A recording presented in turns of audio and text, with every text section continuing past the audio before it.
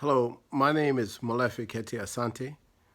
I'm a 2019 NCA scholar. I am also professor and chair of the Department of Africology and African American Studies at Temple University. I just wanted to have just a brief conversation with you regarding police brutality, but beyond that, the whole question of the racial ladder as it is articulated in the American nation and also as it is seen throughout the Western world.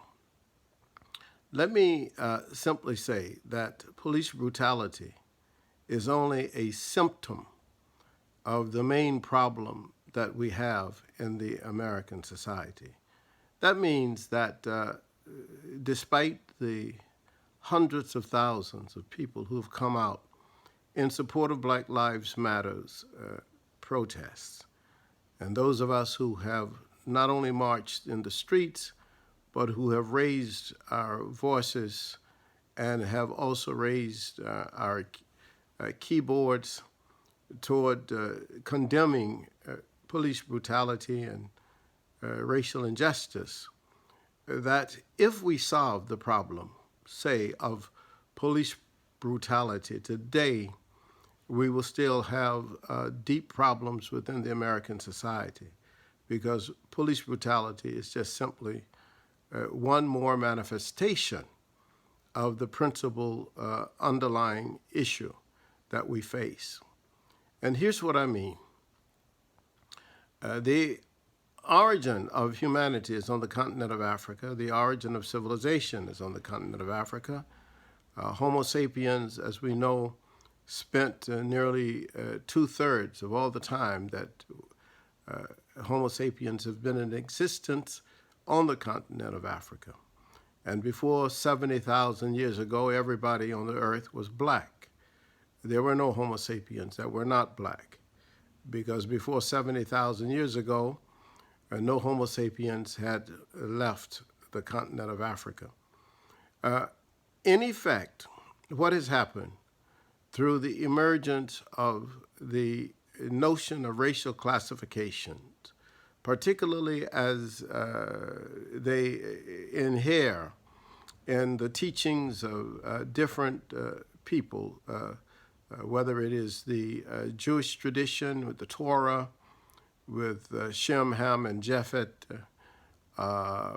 with the teachings of the Hindu Vedas, particularly in relationship to the caste systems, in relationship to the Arab traditions with the notion of Abdul, black being a slave, and then, of course, with the momentous expansion of these ideas in the European imagination from the 16th, 17th, and 18th and 19th centuries, we have this notion that there are many races and that these races can be classified according not just to physical traits, but also according to mental or behavior traits and characteristics. And so what has occurred in the American society, I think in the European mind particularly,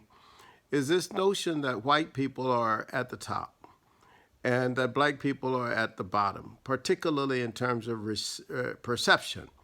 So when a policeman, whether that policeman is black or white, but we know it happens a lot with white police and occasionally with black police, that when a person who is a police sees a black person, there's something that happens that's different from when that person sees a white person.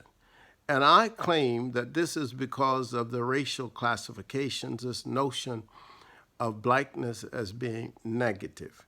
And so a black person walking the street with an AR-15 rifle would be treated differently than a white person walking the street with an AR-15. And that is because there is perceived on the part of the police that the black person is far more destructive and would create far more problems. So this is the fundamental issue. So I always claim that those of us who are in communication, we have a special responsibility, because I think that what we have not done effectively is that we have not become a filter in this society for getting to the philosophical roots of what I consider to be the rhetoric of bias, the rhetoric of disdain, the rhetoric of these racist characteristics, because we still say that race is a social construct, and yet racism exists. And it exists because the social construct doesn't have to be reality. I mean, there is no such thing as different biological races, particularly now that we know that there's only one race, the human race, and we knew this really from the beginning. Africans have always known this. Even in ancient times, Africans did not see people as different races. They saw them as different nationalities. I mean, the Persians certainly were not the Ethiopians, and the Ethiopians were not the Greeks.